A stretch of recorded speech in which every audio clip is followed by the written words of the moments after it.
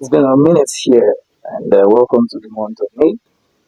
Happy new month to you, dearest listeners. I want to use this part of the video to say thank you. Thank you for watching our previous videos. Thank you for the feedback. Thank you for the likes. Thank you in anticipation for the comments and the shares.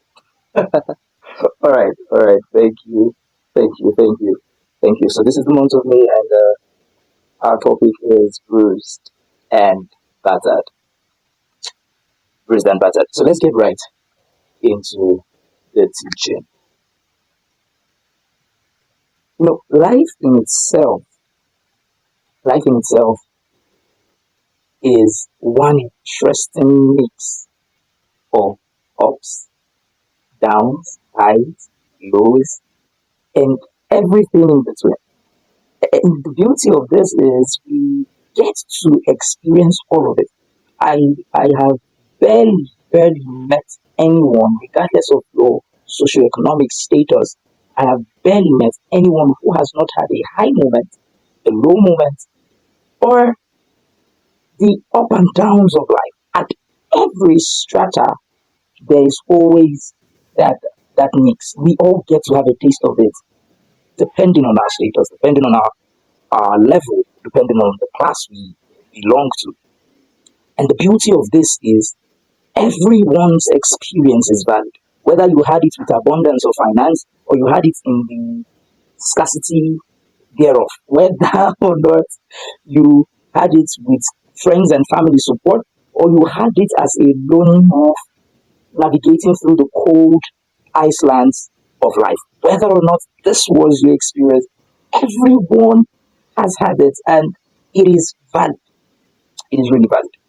So, what has inspired your journey is the question for this teaching. What has made you determined to become who you want to become? Right? The beautiful stories of life can be very interesting. How people looked at the problem and determined in their heart to solve the problem, and then they began to pursue, they began to follow after, they began to study, they began to deploy themselves in line with that problem, and voila, we have a breakthrough, an invention, a creation, a creative display, an innovation, a solution, a product, a service. Something comes out of it. It's a beautiful success story. The Bill Gates, the Mark Zuckerbergs, the Steve Jobs. It's a beautiful story. It's a very beautiful story. But what has inspired your own journey? Because you see, we are going to be unfair to ourselves if we believe that the climate of the earth is always going to be from the standpoint of success story. And I personally did not grow up seeing many successful people. I personally did not grow up seeing dreams and aspirations that had come into the limelight and were being celebrated. I saw worthy persons being thwarted. I saw worthy persons fall short. I I used to know a group of young men at the time when I was a child who had a budding musical career, and I knew how much these guys exerted themselves and put into their art. It was so beautiful that there was even a time I was not feeling so good, and one of them heard it and then took me on a walk, and we were together, and they began to sing their songs for me. It was a beautiful experience, but today they never made it to limelight. They're never celebrated. I never saw them on TV. The music video I knew they put in all their finance or never, not once did I see it come alive. And so I know from a first hand how life can pummel you and give you sour grapes and bitter gourd. Yeah. I know how life can feed you the most unexpected of things where you just wake up one day and suddenly you break down. You slept well, you woke up the next day, you break down, and boom, a diagnosis. A diagnosis of something incurable, something you have to manage for years. I know what it is to wake up today and say, oh, that the well done, bye bye, going to work and come back and he says, oh, there's no more job. And it lingers for over 10 years. I know what it is to be in class and like, oh, okay, school fees is being paid, you're going to school not realizing that there is an agreement you really don't know about and the agreement has come to a halt and boom, you're called out of the class and you're sent out during an exam. I know what it is for life to just take you unawares. I know what it is for you to think all is well. You have finished treating a particular illness, and boom, the same illness became chronic. I know what it is for life to feed you very, very, very, very painful strokes. And I've spent time saying I know what it is. And as I say it, I trust that your heart through your own experience, the person watching this, if you are someone who has shared such an experience, it's bringing back those memories. Yes, though painful. Yes, the idea is to trigger them again.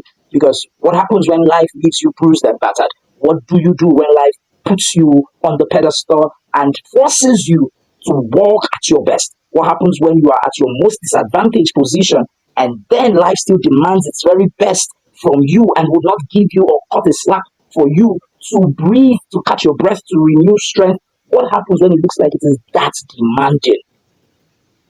What happens? What happens when persons who should be compassionate to you look upon the very weakness of your body and accuse you of using it to take an excuse? What happens when persons who should be of help to you make mockery of you in your most weak state? What happens when a deformity is the reason why you are tagged with a very bad name and your name is scandalized across classrooms because your hand is bent? So they call you proud because you have a bent shoulder. And then you go for medical help and physiotherapy straightens your shoulder. And then they say, now you're lifting it up. Before you were bending. Now you're trying to bring out chest. It's only that big chest. What happens when that is the conversation you have every day? And then you ask somebody, why am I proud? They say it's because of how your hand is. A deformity. What happens?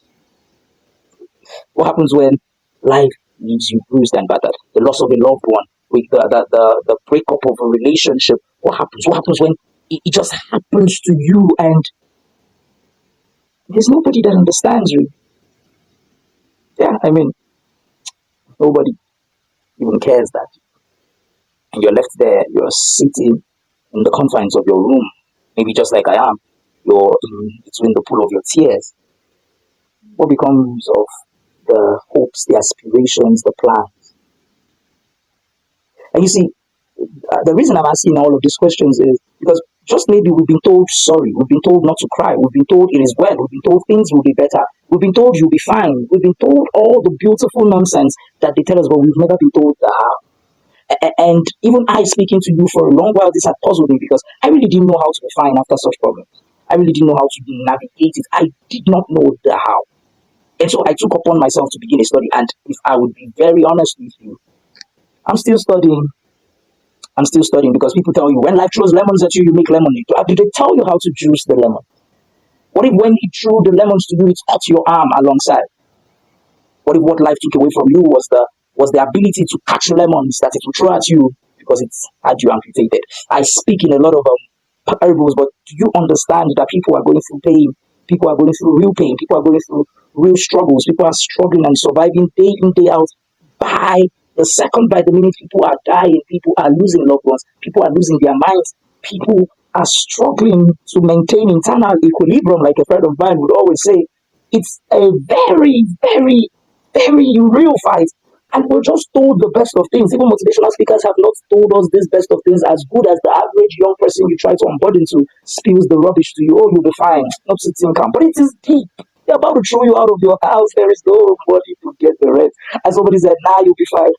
But it's deep. You will be offered a wrong means to make ends meet because you have a sick mother, you have a pressing bill, you have an urgent matter, and someone is saying, just avail to me your nakedness for 5 to 10 minutes, and I will give you more than you can ask or think of.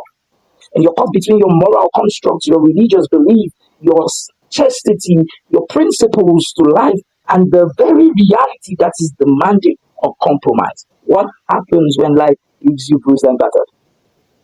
What happens? I mean, what happens when the seemingly only way out is the evil way out? I mean, because we're religious folk. What happens when you're thrown out to the streets and you have to survive? And you could just, this person could steal the bread and run. At least, if you're not caught, you have a chance at survival. But if you don't steal it, your certainty of survival is not there. Because these are thought patterns, and these are real and valid thought patterns. People think these things, and you will be the most unrealistic individual to water down it. So I'm going to tell you some very, very maybe unconventional truths. I don't know. But here it is. Okay. So I've come to realize that the only certain thing in life is uncertainty. That's the first thing. And no matter how we tell you not to have expectations so that nothing surprises you, that's a very big lie. You cannot not have expectations.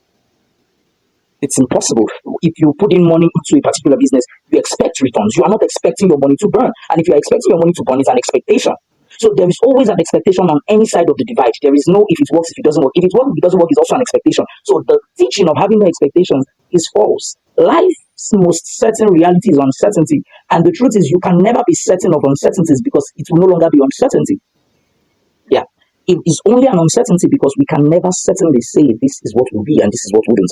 So it is uncertainty because of it is uncertainty. As simple as that. That's life for you. And so you are only left with the choice to hold fast to a certain belief amidst the uncertainties that occur. So the first thing you must know is I have to be certain in a world and in life that is filled with uncertainties to make any form of headway. Oh, hope for the worst and you'll be safe. You will have the worst. You are not safe. It's your expectation coming to bear. You're expecting bad things. So when bad things come, you say, well, I saw it come. Obviously, your expectation. And so you need certainty of whatsoever you believe in the middle of uncertainty. You know, there's this popular scripture where a man who had suffered and it looked like he had nothing that was going to solve his problem, and then he said, "My I know my Redeemer liveth. My case cannot end this way." And that was a funny yet striking truth. He didn't hold on to the possibilities of the situation improving by any form of intervention, be it medical, be it from friends, be it from family. No, he didn't think any of that. He rather held on to the certainty of one who he believes in. He says, "My Redeemer liveth. My case cannot end this way." And you need to find what you will be certain about. Now, the funny truth about this certainty spectrum is it is not a spiritual ideology. It's a principle of life. And if you would hold on to it from the spiritual standpoint of Christ Jesus, is beautiful. That's what I subscribe to. But it is a principle of nature. We have had men who did not ascribe to anything hold on to such a belief and attain heights. But the problem here is you must stay conscious of the fact and the reality that things are going south, things are going bad. But even though they are going bad, I would keep my certainty on the good I believe. And the kind of hope you are going to have in this expectation, dearest listener, it's the kind that I will die believing this rather than ever have a day where I give up. Because you're giving up on it, it's going to push you into another spectrum of life. And when you go into that other divide of life, there are also its own uncertainties that abound within. You will experience several issues and beautiful people. There is no aspect of the divide that has no problem. It's actually problematic to be a bad person in this life. It's actually problematic to be a good person in this life. You would have haters as a bad person. You would have haters as a good person. You have lovers as a bad person. You have lovers as a good person. This is the beauty of life. It's maddening. When I sit to think about it, I'm like, every aspect of it is just a mad case. You cannot run away from it. You can't. And so you have a choice. So the first thing I tell you is with the uncertainties of life, you have to have a firmness of your belief. You have to have firmness of your belief. And you see, the thing about building firmness in faith or in what you believe in is that you need knowledge to believe. And you never stop growing in knowledge, else your belief will get weaker. Because this is what happens when life leaves you bruised and battered. What did you hope for? What were your expectations? What did you see? What was the vision that put you on that journey? What inspired you? Go back and refresh your memory again by the very thing. I put it this way whenever I speak to a Christian circle, I say, where was your Bethel? Where was the place of encounter where you met with the God that called you forth, that named you his name? Where was that? Return back to the place. It could be a room, it could be a prayer ground, it could be a friend's house, it could be a church meeting, it could be any of these things. Return back there. And I say this to everyone too. Return back to the very first place you got the wind that you began to ride on.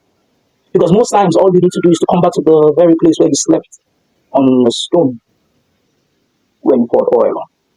And then you would rekindle again the hope to surge forward. You would rekindle again the energy regardless of how much you have been battered, you've been duped, you've been humiliated, you've been downsized, you've been cut into pieces, you've been physically molested, you've been abused, regardless of the battering and the bruises that life has dealt you, you would find energy again to fight. Because what guarantees that you will not die? I believe in person who don't see 99, no, they fear 100. I also believe person who don't see 99 is supposed to be careful about 100 because 100 I mean, so what is there's no guarantee. Remember, we're dealing with uncertainties here. So there's really no guarantee about you not dying in the process. The only guarantee you have is your own certainty. And you see, your certainty and firmness is not powerful enough in itself. So, like I said, you have to renew knowledge. That's the first thing. Renew the knowledge. You need to keep knowing about it. Anything that will remain strong in your mind, anything you will never be convinced about, is that you increase the knowledge. And woe betide you if you're increasing in knowledge and it's something that's leading to your havoc. Really, woe betide you. But it's only going to be beautiful that your hopes, your aspirations, you keep feeding the belief that puts you on that path that has made you pursue. As I say this to you, I say this to myself because it is a phase every human being is passing through. Every human being, every great person has passed through. I know that the media is made for picture perfectness. The media is made to capture the beauty. The media does not capture the bruises, does not capture the scars. In fact, the media comes out and edits the scars out of the image that we captured. That's what we have on the media. But we must tell the truth. It is a tough world. And only those who are willing to stay tough survive this path. So yes, whilst increasing knowledge, that strengthens your firmness. The next thing I'll tell you is re-strategize before you launch out. Pull back. A retreat is a setback for a comeback. I wrote this thing when I was just finishing secondary school. I used to have a paper where whatever thoughts entered my head, I would just scribble. So I was walking on the road one day and I wrote, a retreat is a setback for a comeback. Retreat. Go back. You tried, you didn't fail. That plan failed. Review it again. Go back, re-strategize, rethink the process, renew your mind, breathe the air, no matter how, what's the word now, strong it is. Take in oxygen, you need it because you would fly out again. And this time you want to surmount the very thing. Allow yourself feel the pain of the wounds. Allow yourself feel the hurt. Allow yourself experience the problem. Allow yourself see it for what it is. Don't deny the pain. Don't tell yourself it is well. It is not well in the moment. This does not mean you are out of faith. Acknowledge the reality before you bring back your hope and faith upon it. Before you superimpose that which you have expected upon it. Before you keep the positive mind, do not deny the reality. It is that parents, that loved one is dead. Deal with it. The person is no more. Before you say, oh, my life is going to be better, I'm not going to turn out bad. Deal with the pain. See it. She's not going to be there anymore. He's not going to be in that room next door for you to go there and knock.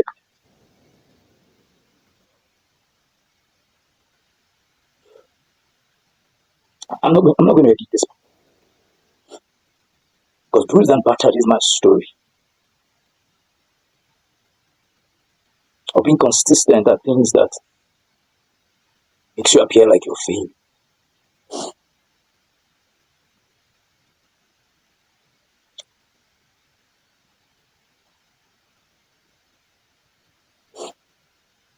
Bruised and Battered is my story. Strengthen your strengthen your. It's beautiful at the end. That was what we saw. That was what took us out in the first place. We saw the many lives that will be changed. We saw the many people that will be better for it. We saw how the problem would be an end. We saw we were the answer. Don't back down. Don't back down.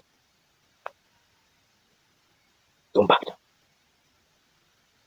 We strategize.